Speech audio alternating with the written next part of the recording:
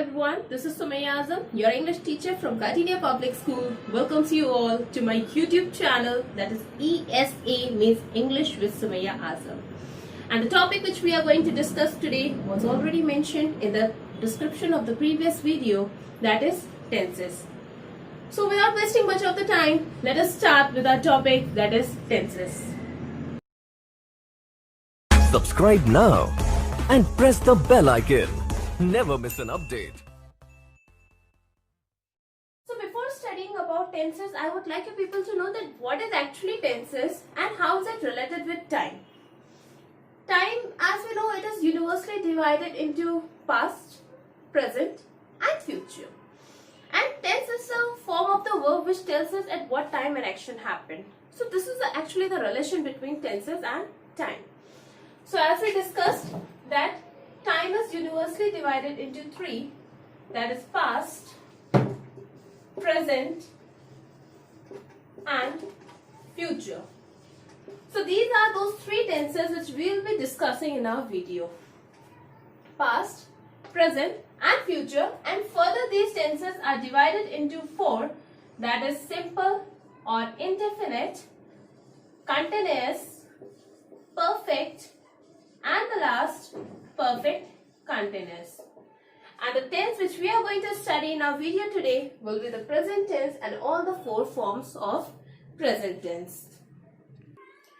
As you may see that right in front of your screen, here it is mentioned that where do we use the simple present tense.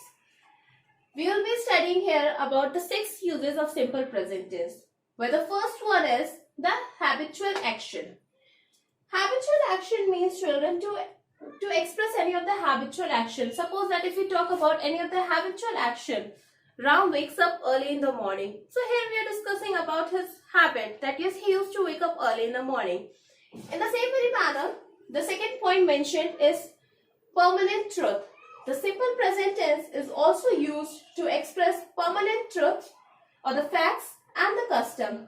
Suppose that if we talk about a sentence that the sun rises in the east, the sun sets in the west. So this is a permanent truth, or we can say it's a universal truth. The earth revolves around the sun. So in such cases also we use simple present tense.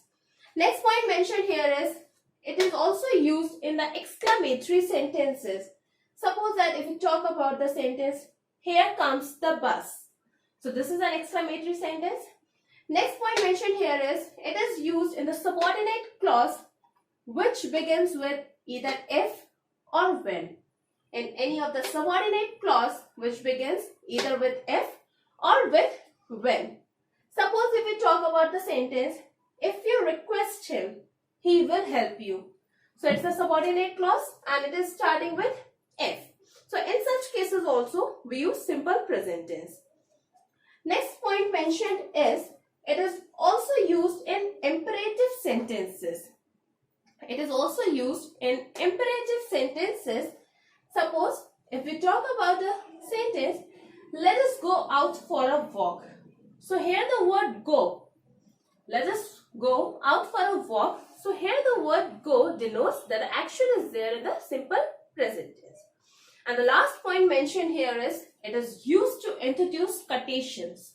It is used to introduce quotation. Suppose if we talk about a sentence, our teacher says, slow and steady wins the race. My father says, hard work is the key to success. So in these quotations, in these sentences, the quotations are introduced using the simple present tense says. So these are the six conditions where we use simple present tense. The further let us talk about the form of the verb used in simple present tense. As you can see that here it is mentioned subject plus the first form of the verb along with s or es added to this bare infinitive. Now the addition of this s or es depends on this given subject. If our given subject is singular, if this given subject is singular, in that case we use this s or es to the first form of the verb. To the bare infinitive we add s or es if the given subject is singular. But in case if the given subject is plural, we simply use the bare infinitive, or we can say that we simply use the first form of the verb. Suppose that if we talk about a sentence, she writes a letter. So here the given subject is she. As the given subject is singular, we have added this s to the bare infinitive write. We have added this s to this first form of the verb because the given subject here was singular, and this a letter, this is the object. Now here the sentence given us is in the simple present tense as well as it is there in the affirmative form. Now, if the same sentence is to be changed into the negative one, here we will be needing some other helping verb. So the helping verb used here are do and does. Now again a question arises, where do we use this do and where do we use this does? Simple. Do is used when the given subject is plural and does is used when the given subject is singular. Now here in the sentence, the subject she is singular, so we will be using here she does. Along with it, we use not, then the first form of the verb. One more thing. As soon as we add on this helping verb do or does, as soon as we add on these helping verb do or does, we immediately remove this s from the main verb. So she does not write a letter and the sentence gets changed into negative. Now, if the same sentence is to be changed into the interrogative form, what we will be doing is simply we'll take on this helping verb, add it right in front of the subject or just before the subject. So does she write a letter, question mark, and the sentence gets changed into interrogative form. Now, if the same sentence is to be changed into the interrogative negative form, nothing we have to do, just we have to add on not here right after the subject. If we have to write this does not into the short form, we can write here doesn't she write a letter, question mark, and the sentence gets changed into interrogative negative. Further, let us talk about the next tense, that is the present continuous tense or the present progressive tense. Now, if we talk about the uses of this present progressive tense, so as you can see that 3 points are mentioned here. The very first point says that it is used to denote an action that is in progress at the time of speaking. Suppose if I say that I am teaching you English. I am teaching you English. So this action is going on while I am speaking also. While I am talking, the action is going on. So in that case, we use this present continuous tense.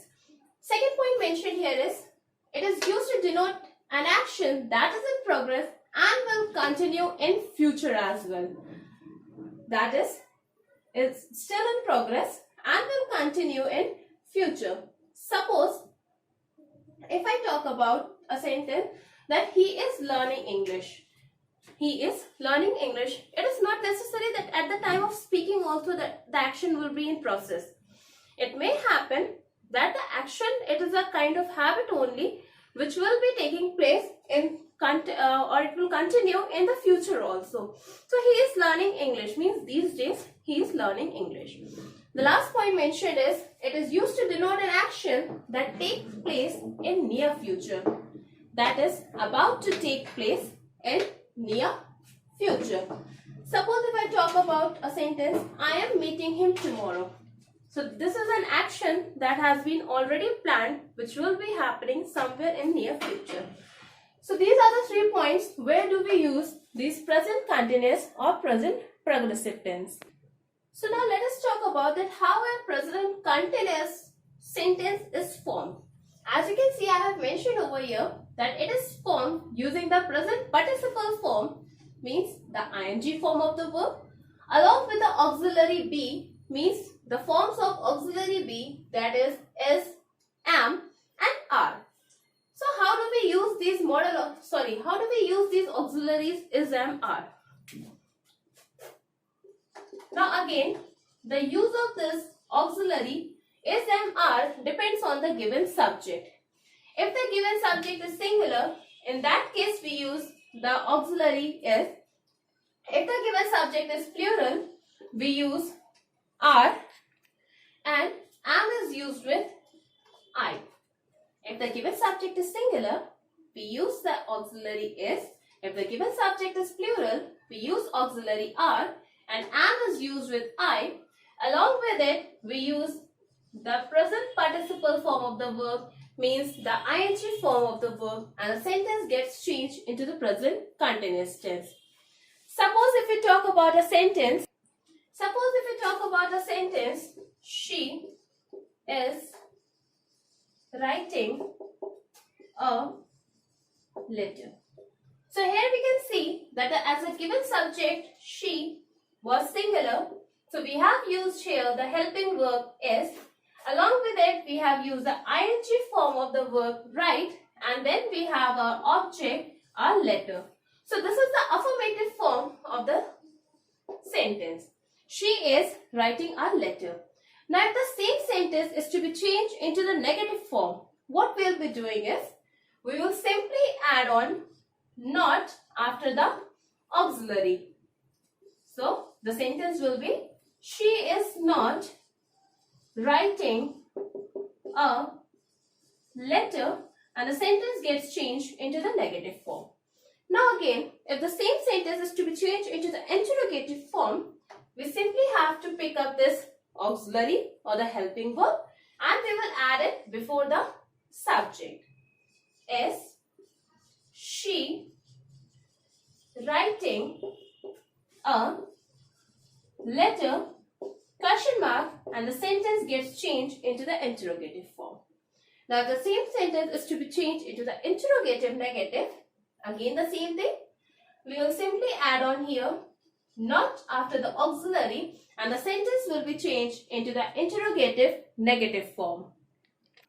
In the same way, if we talk about some other example, suppose that a sentence has been given to us, they dash a letter, and the verb given to us is write, and we have to fill in the blank using the verb write, and that too in the present continuous form. So the first thing we'll be looking after is that what is our given subject. Here the given subject is they, and it is also in the plural form. So simply we will be using, as we know that the helping verbs used are, is, am, are. So according to the plural subject, we will be using the helping verb are. After that, we know the next step is we have to use the ing form of the verb. So we'll simply add on ing to write, means writing. So they are writing a letter, and the sentence gets changed into the present continuous tense. In the same very manner, if we have some other example also, suppose that I dash a letter, and the same verb is given to us, and we have to fill in according to the present continuous tense. In the same very manner, we'll be using here the helping verb am, ing form of the verb, and the sentence will be changed into the present progressive form or the present continuous form. Now further, let us talk about the third tense, that is the present perfect tense, and what are the uses of it and where do we use this present perfect tense. So as you can see, here it is mentioned the first point, it denotes an action that has been recently completed. Any of the action that has been recently completed. Suppose if we talk about a sentence, he has just left the place. He has just left the place means it denotes an action that has been just recently completed. The second point mentioned here is it denotes a past action whose time is not given. It denotes a past action whose time is not given. Suppose that he has been to Agra. Now in the sentence, he has been to Agra. The exact time is not mentioned, that when the doer or when the subject has been to Agra. So in such cases also we use this present perfect tense. The third point mentioned is it is also used with the adverbs already, often, recently, yet, etc. Means with such adverbs also we use present perfect tense. For example, if we talk about the sentence, I have already read this novel. I have already read this novel. So in such cases also we use present perfect tense. And in the last point, it denotes an action that began in past and is still in continuation.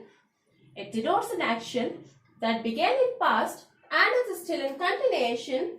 Suppose if we talk about a sentence, they have lived in the city for a long time. He has been ill since Tuesday. In such cases also, we use present perfect tense.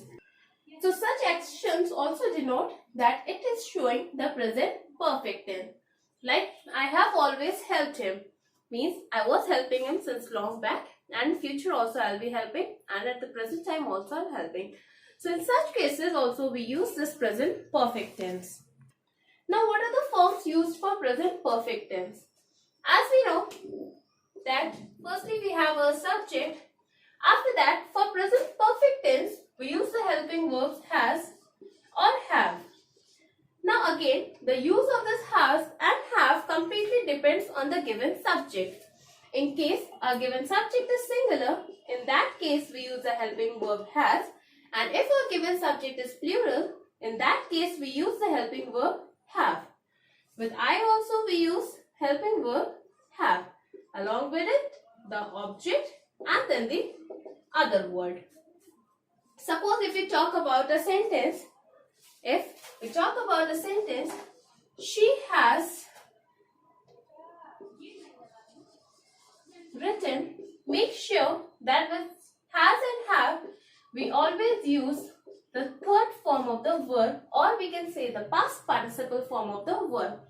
So she has written a letter. Now the sentence given to us is in the affirmative form. Now if the same sentence is to be changed into the negative, we'll simply add on not here. She has not written a letter, and the sentence will be changed into the negative. Now, if the same sentence is to be changed into the interrogative form, the way we were doing for the simple and the continuous, simply we'll take this helping verb, add it just before the subject, and the sentence will be changed into interrogative form. So, has she written a letter? Question mark, and the sentence gets changed into interrogative. Now, if the same sentence is to be changed into interrogative negative, so simply, has she not written a letter? Or else we can also use the short form, hasn't she written a letter? Question mark. Just keep one thing in your mind, that the helping verbs used here are has and have, and along with it we use the third form of the verb, and the sentence will be changed into the present perfect form. Now the last tense which we have for today is the present perfect continuous tense, and the uses for the same are mentioned here. First is, it denotes an action that began in past and is still in continuation. Any of the action that began in past and is still in continuation, it denotes the present perfect continuous tense. Secondly, if we talk about an action that has already been finished recently, or that has been already finished, in that case also we use this present perfect continuous tense. Suppose that if we talk about a sentence, it has been raining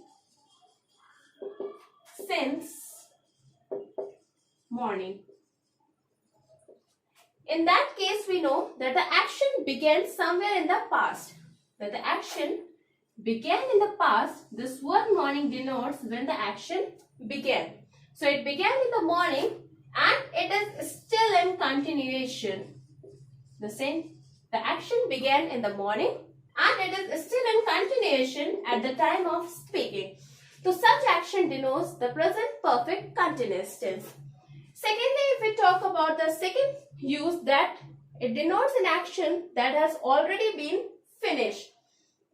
Suppose that she has been working all day long. So it denotes an action that started in the past, but now at the time of speaking it has already been finished. So in such cases the tenses used are in the present perfect continuous tense. Now the forms of the verb used for present perfect continuous tense are, as we know, like always, the sentence starts with the subject. After that we have has or have, depending on the given subject. If the given subject is singular, we will be having has, and if the given subject is plural, we will be having have. Along with it, we add on here been plus the ing form of the verb. Subject plus has or have plus been plus the ing form of the verb. Suppose if we talk about the sentence we recently used, she has been studying since morning. So here the given subject she was singular, so that is why we have used the helping verb has plus been and plus the ing form of the verb study. In the same very manner, if we talk about a sentence, she has been studying for the last 2 hours. Now there is one point to be noted in both the sentences. The point here is that in the first sentence, for denoting the time, I have used the word since. But then in the second one, I have used for. Why? Why in the first sentence I used since and in the second one I used for? Okay, clearing the doubt. Since is used when we are talking about any of the definite time. In the sentence, if we are talking about the definite time, in that case we use since. Just like here in the sentence it was given, she has been studying since morning. Means the time given to us is definite. We know that yes, in the morning she started studying. In that case we use since. But in the second sentence it was given, she has been studying for the last 2 hours. For the last 2 hours, but which 2 hours? We don't know that. So in such cases where the given time, where the time given to us is not definite, it is the indefinite one. In that case we use for. But if the given time is definite one, in that case we use since. Now again the same thing. If the same sentence is to be changed into the negative, we will be simply adding on here not. She has not been studying since morning. And the same sentence to be changed into interrogative, will simply take on this helping verb, add it before the subject, and the sentence will be changed into negative. And if the same is to be changed into interrogative negative, we will be adding has she not been studying since morning. As the sentence given to us is she has been studying since morning, and the sentence is to be changed into negative, we will simply add on here not. She has not been studying since morning. And then if the same sentence is to be changed into interrogative, simply take this helping verb, add it before the subject. Has she been studying since morning? Question mark, and the sentence gets changed into interrogative. Now if the same sentence is to be changed into interrogative negative, has she not been studying since morning? We can also use the short form of has not, that is hasn't. Hasn't she been studying since morning? So let us take a review of what we studied today. We talked about the 4 forms of present tense, that was simple present, present continuous, present perfect and present perfect continuous. We studied that for simple present we have the identity. It will be having the first form of the verb. Along with it we have S or ES depending on the given subject. The helping verbs used for the same are do or does, same depending on the given subject. Then for the present continuous or the present progressive tense, we use the helping verb is am, are plus ing form. For present perfect, has, have plus the third form of the verb. Again, this has or have depends on the given subject. Then the last present perfect continuous, we have has, have plus been plus the ing form of the verb. Again, the use of this has or have depends on the given subject. So this is what we studied today, students. Just try to solve out the related exercise, the exercise related to these tenses. And if you face any kind of problem, you can send there in the comment section as well. Apart from it, in the next video, we'll definitely talk about, in the same way, we'll be talking about the past tense as well as for the future tense. So stay in touch with the channel and keep on practicing your lessons. Thank you so much.